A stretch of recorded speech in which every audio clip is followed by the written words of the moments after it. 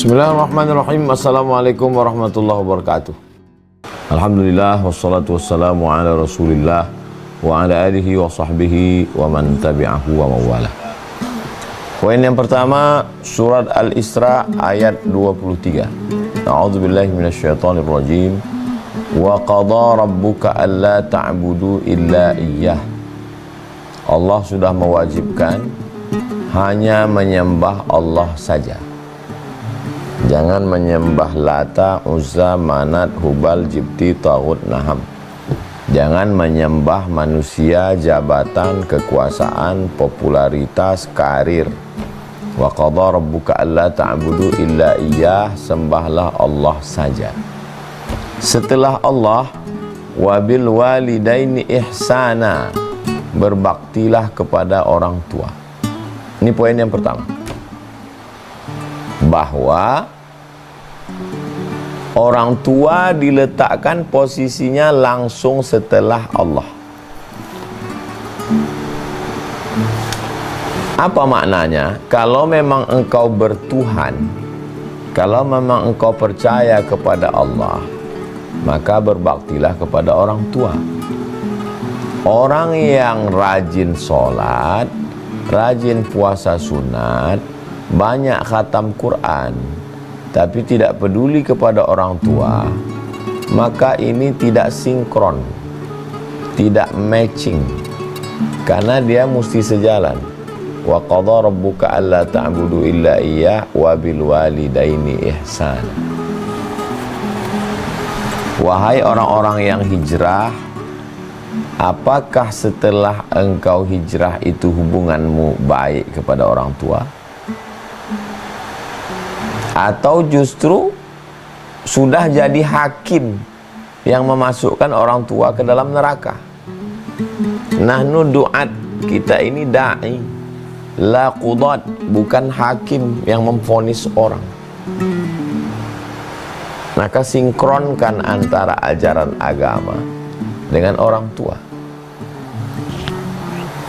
Dulu saya menyangka kalau anak saya ini masuk Islam, saya pikir saya akan kehilangan anak, Pak Ustadz.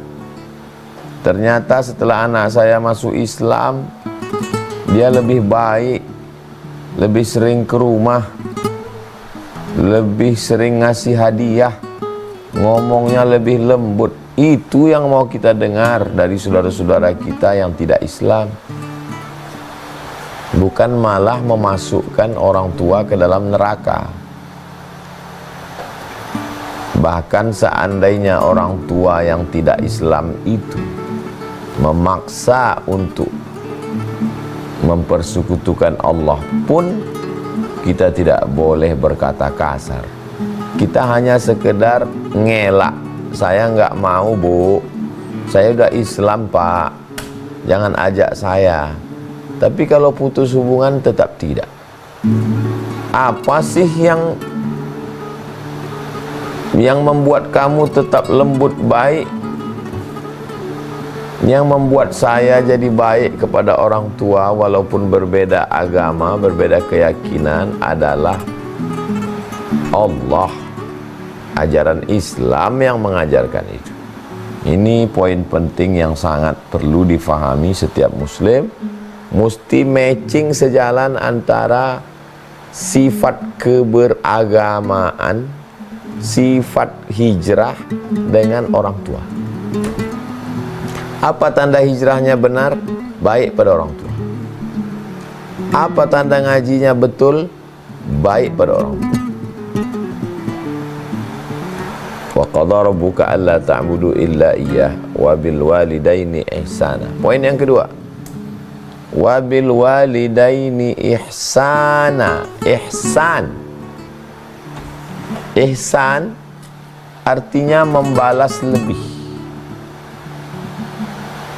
Waktu saya ke rumah bapak kasih saya teh manis.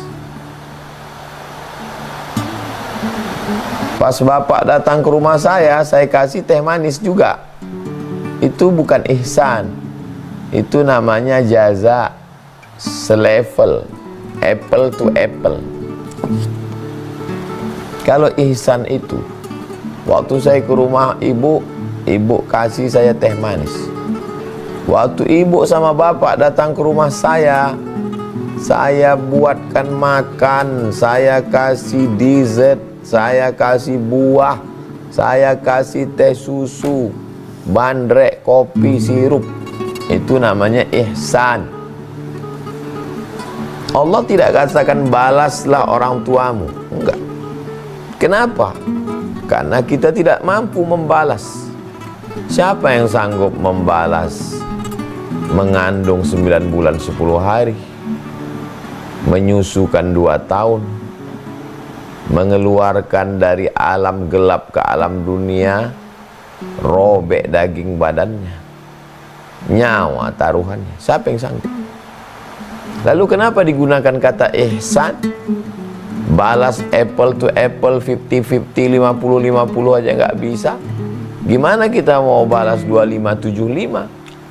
Maksudnya, kamu yang sudah membangunkan rumah ibumu, kamu yang sudah belikan kebun ayahmu, kamu yang sudah berangkatkan emak ibumu ke Makkah, itu belum ada apa-apanya.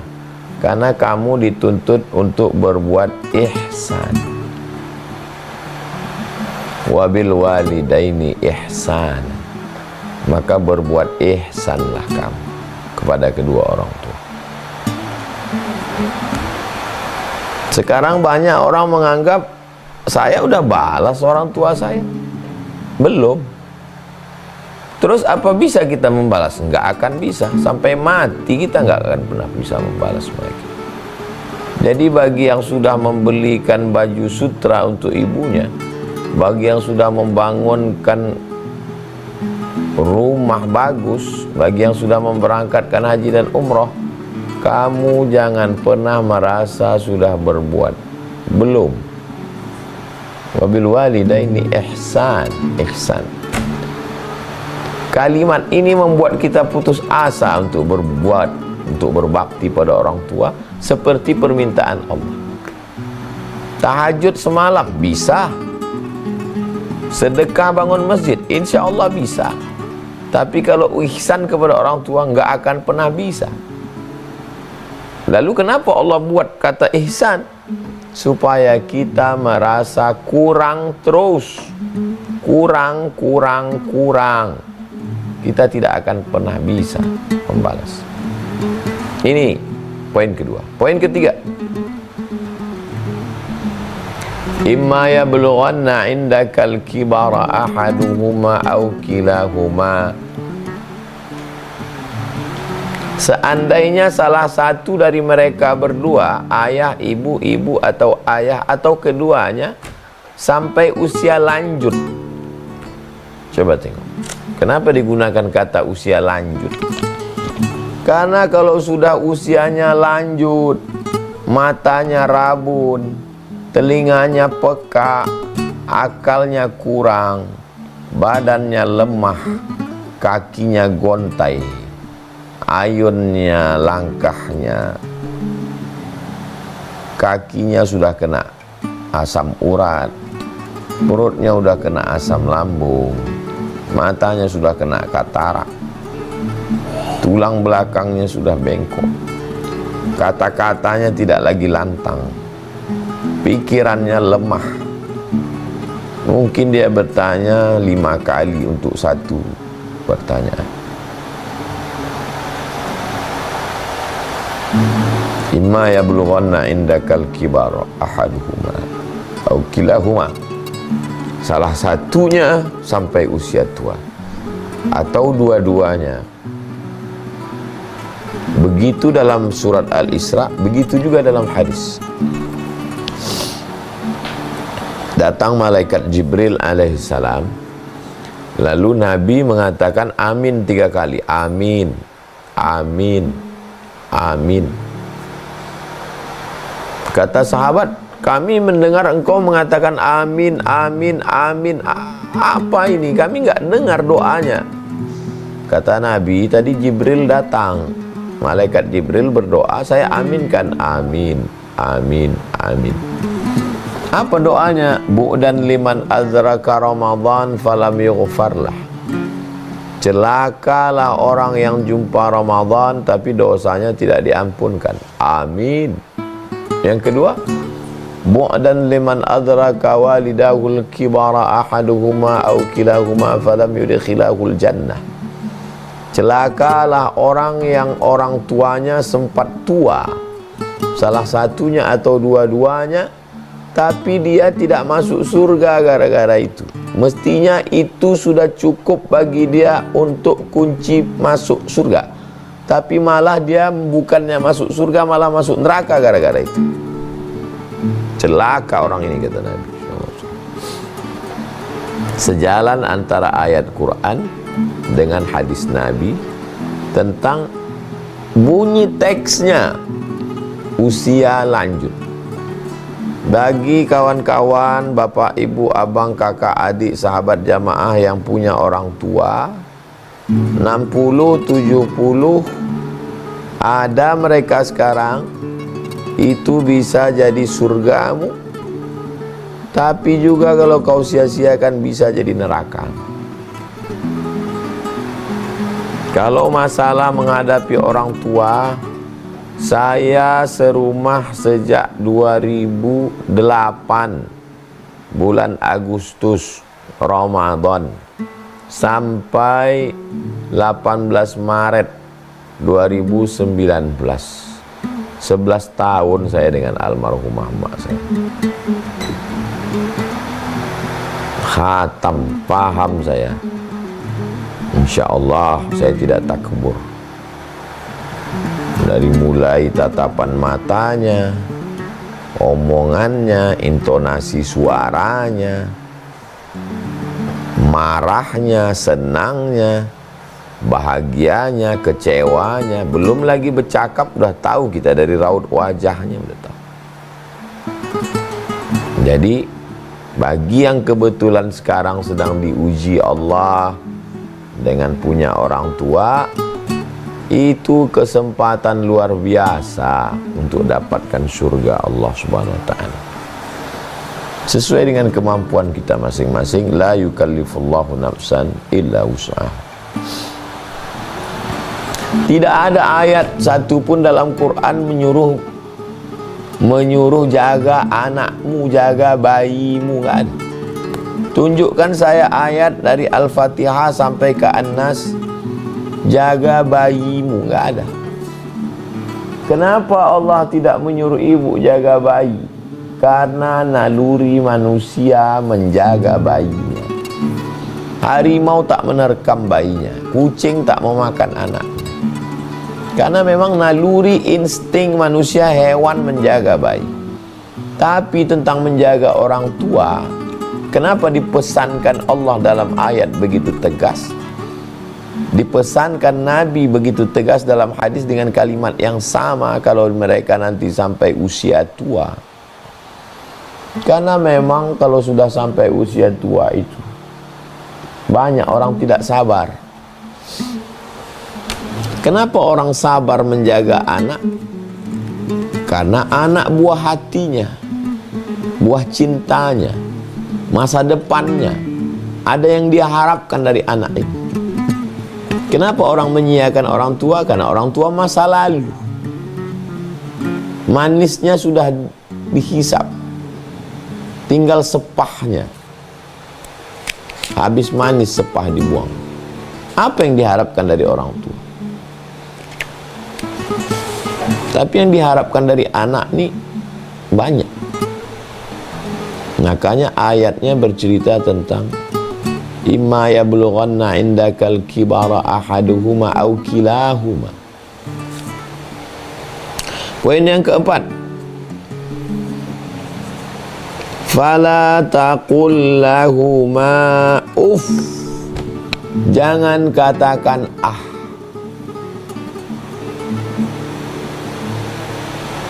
Kenapa ayatnya tidak mengatakan jangan pukul, jangan tempeleng, jangan tendang, jangan usir, jangan katakan ah. Jurus hidup dengan orang tua satu, diam. Jurus yang kedua, diam. Jurus yang ketiga, diam. Saya tausiah dari subuh.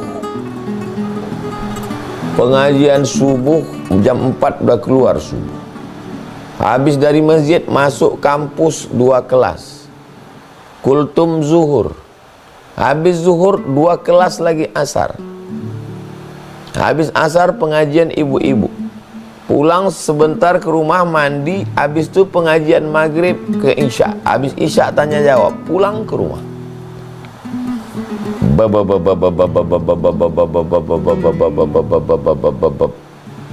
Apa yang saya lakukan? Diam. No comment.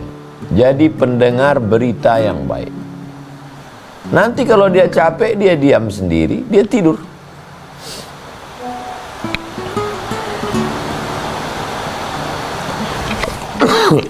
Tak pernah pun sekalipun saya pulang tidak membawa makanan.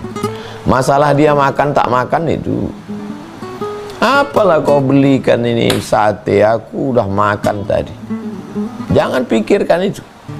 Yang penting kita udah belikan sate, mie ayam, bakso, kue pancung, kerupuk, keripik. Jangan pernah kosong sekali. Tak usah pikirkan respon dia. Yang kita pikirkan apa yang kita buat. Fala taqul lahuma uff. Jangan sekalipun mengatakan ah. Jangan pernah membantah. Apalagi kalau sampai mendorong. Apalagi kalau sampai memukul.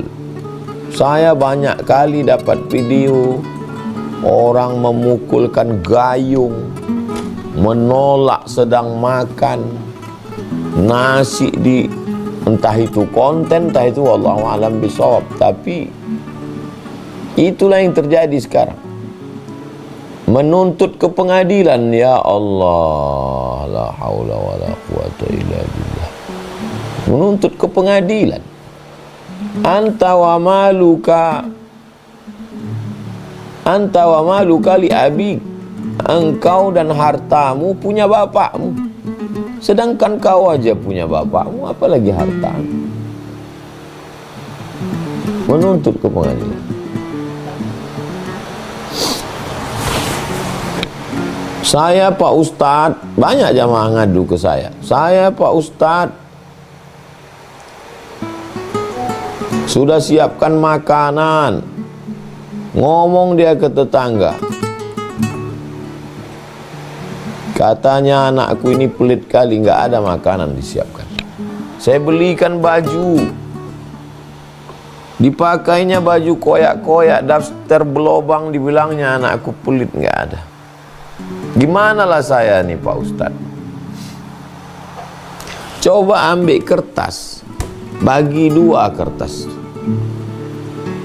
Bagaimana perlakuan anakmu, anak gadismu, anak lajangmu, dan bagaimana pula perlakuan orang tua. Kenapa kalau ke anak bisa kita picing mata? Kenapa kalau ke anak bisa kita pekak-pekakkan telinga? Kenapa kalau ke suami bisa bermanis muka? Kenapa kalau ke istri bisa baik? Kenapa kalau ke orang tua tajam biji mata, tajam pendengaran telinga? Itulah kenapa dipesankan Allah SWT, fala taqul lahuma uff. Dia sudah tua, tak sama nanti setelah sampai kita ke umur itu. Saya banyak hal-hal yang saya alami sekarang, baru saya paham. Oh, patutlah dulu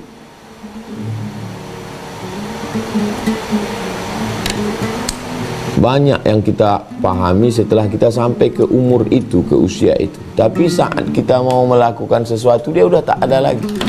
Itulah yang paling menyakitkan. Itulah yang azab itu. Azab itu dalam bahasa Arab artinya al-man'u. Man'u itu artinya kita mau berbuat tapi nggak bisa. Itulah azab. Azab itu bukan diazab, dibakar, Azab itu maksudnya kita mau balas tapi dia udah nggak ada lagi. Nah, itulah yang azab itu.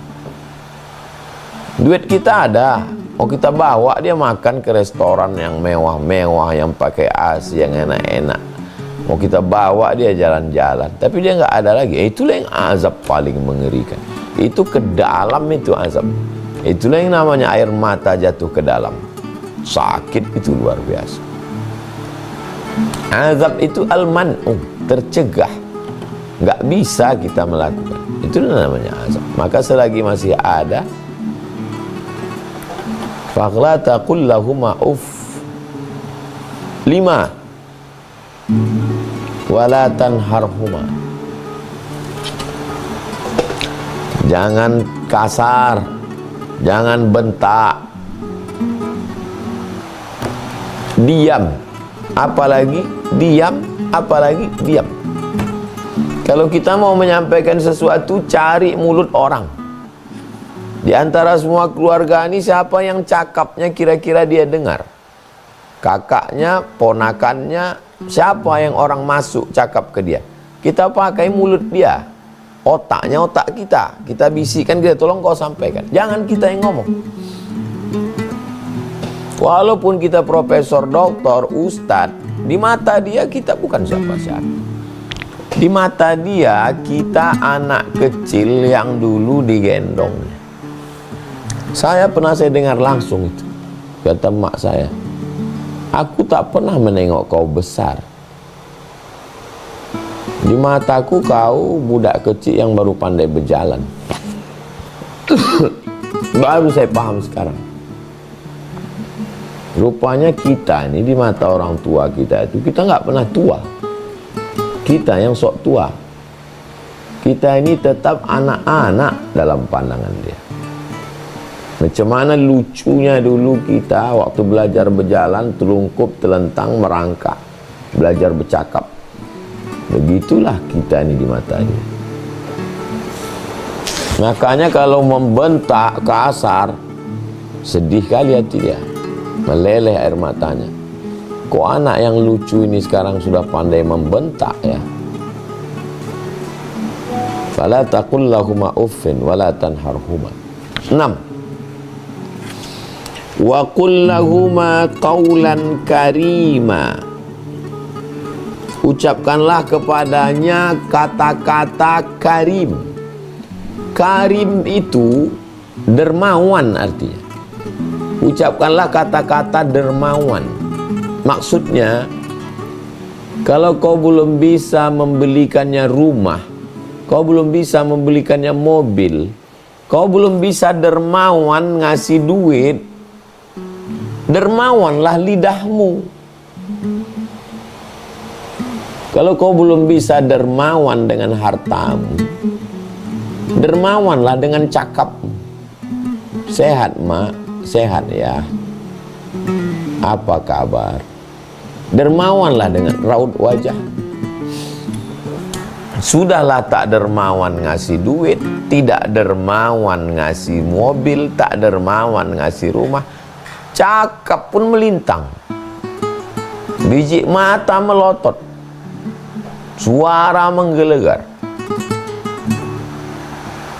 ke bini takut, ke orang tua bukan main garang. Apalah guna hidup di dunia? Wa qul lahuma qawlan karima. Kita tidak disuruh wa qul lahuma qawlan sadida. Katakanlah kata-kata yang benar. Tidak. Kita disuruhnya qawlan karima, kata-kata yang dermawan.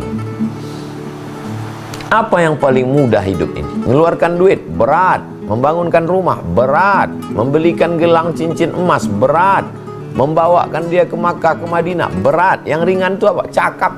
Cakap yang ringan pun kau tak sanggup. Apalah gunanya lagi?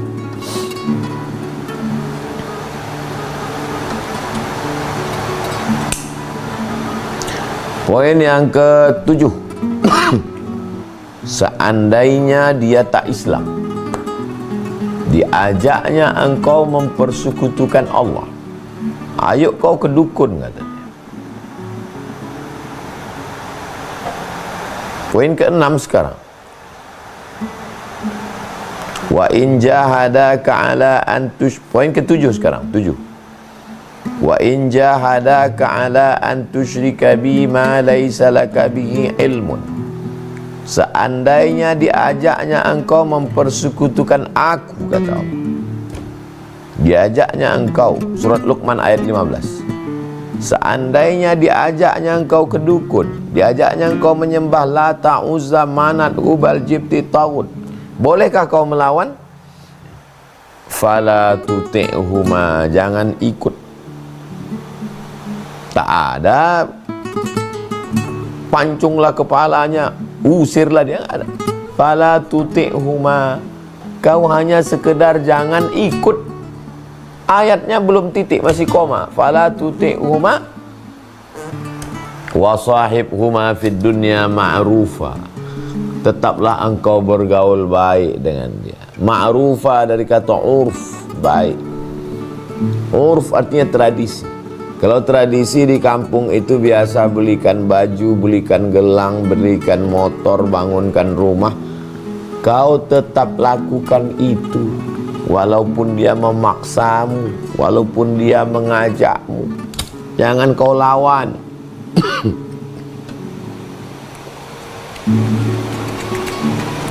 Poin yang ke-8, antara mereka berdua nih, ayah dengan emak. Man ahaqqun nas bi husni suhbati. Siapa orang yang berhak untuk mendapatkan baktiku? Ummuka, ibu. Ummuka, summa man? Ummuka, ibu.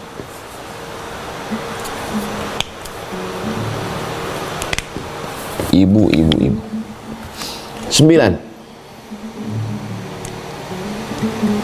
Zina, khamar, narkoba, ganja.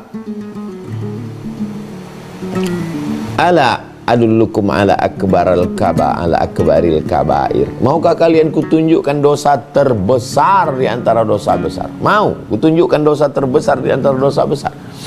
Apa dosa besar itu ya Rasulullah? Al-isyrak, syirik. Yang kedua, uququl walidain, durhaka pada orang tua. Yang ketiga, syahadatuz zur, kesaksian palsu. Kesaksian palsu, insya Allah kita tidak kesaksian palsu. Kita tak akan ngasih kesaksian palsu ke hakim. Gak ada untungnya sama kita. Syirik, insya Allah kita tidak syirik. Tapi durhaka ini, Nabi Muhammad SAW tidak sempat durhaka. Kenapa? Ayahnya dia tak jumpa. Ibunya dia masih kanak-kanak, sudah meninggal. Maka saudara-saudara saya yang yatim piatu, yang tak sempat jumpa ayah, tak sempat jumpa ibu, bersyukurlah kalian pada Allah. Kenapa? Karena kalian tidak berdosa besar, karena tak sempat berdosa besar. Kok hidup dia mungkin dosa besar, jangan-jangan itu yang menghalangi masuk surga. Tak sempat buat dosa besar. Kenapa? Aku tak sempat berdosa aku ke ayahku Pak Ustadz. Aku pun tak sempat buat dosa ke emakku Pak Ustadz. Meninggal dia waktu aku masih kecil. Itu yang paling. Tapi takdir kan tak bisa kita request, tak bisa kita pesan. Jadi yang sudah sempat berdosa macam mana?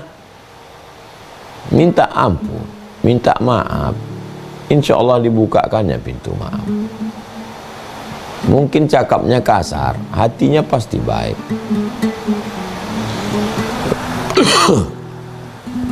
10. Saya selalu ditanya orang, apa amalan Ustadz? Apa zikir Ustadz? Apa riyadhah Ustadz? Saya bilang saya tak punya amalan. Amalan khusus gitu nggak ada. Zikir khusus nggak ada. Riyadhah khusus nggak ada.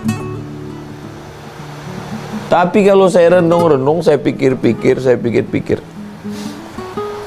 itu karena orang tua saya. Saya yakin dia mendoakan saya, karena saya tak pernah melawan dia. Apapun katanya, apapun yang dia buat, tak pernah saya lawan. Saya iyakan aja semua.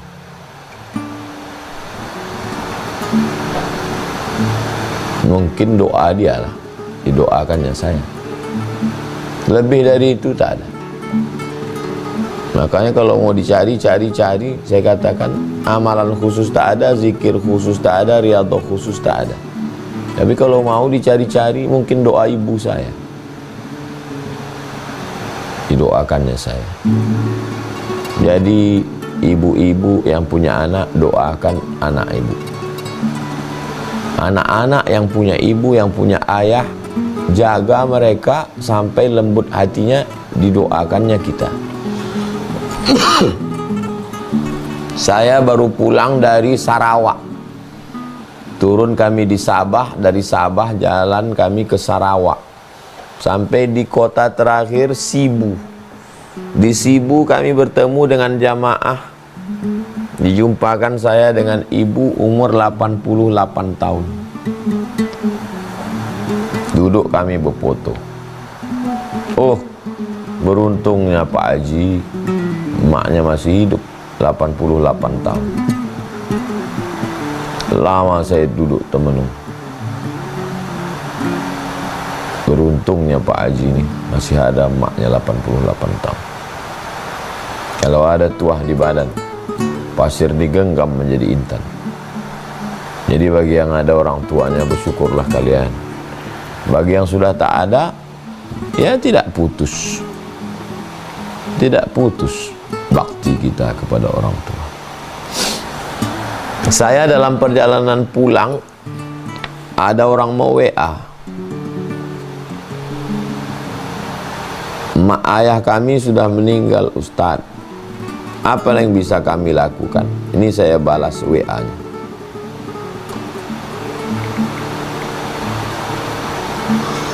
Saya buatkan 11. Satu. Saya tidak menasihatinya, kau buat ini, kau buat ini, kau buat ini, kau buat ini. Enggak. Saya cerita aja ke dia.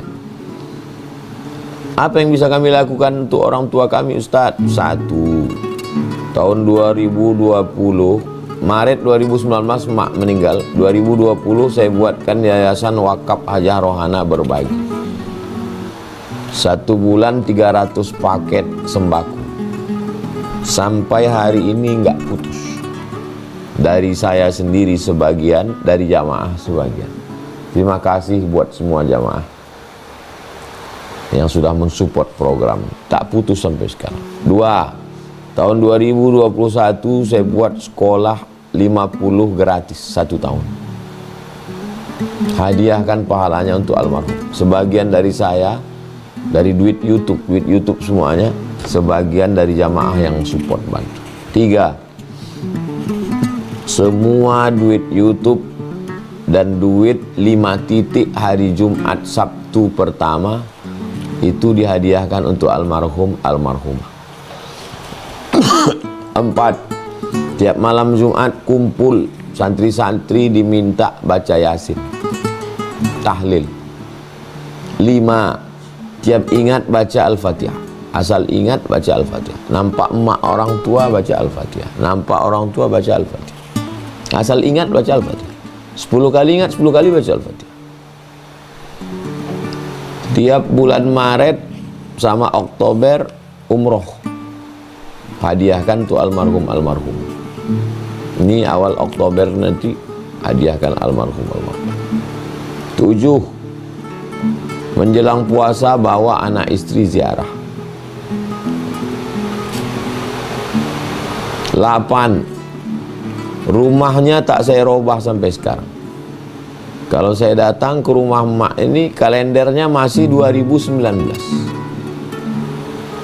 Kalendernya masih 2019, bulan April dilingkarinya aku mau balik ke kampung, mau kenduri. Masih ada kalender.